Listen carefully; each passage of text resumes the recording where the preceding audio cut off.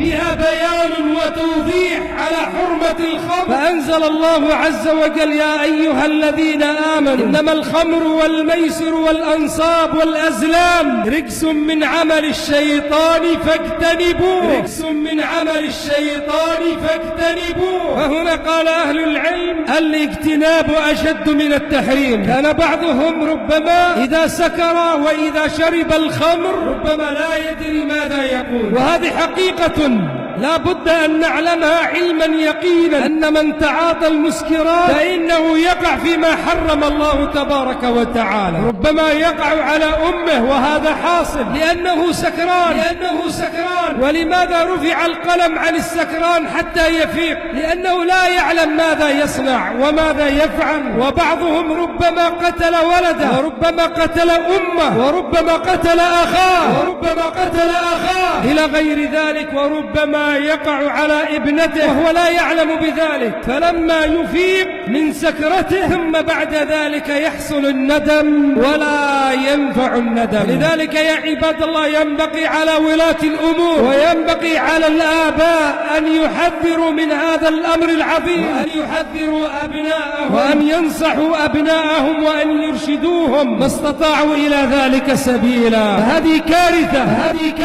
وهذه محنة عظيمة. ذلكم الرجل الذي طلبوا منه أن يزني بتلكم المرأة أو أن يقع في الشرك وأن يذبح لذلك الصنم أو يسجد لذلك الصنم فأبى، ثم خيروه: أو تشرب الخمر، إن لم تفعل ذلك قتلناك، إن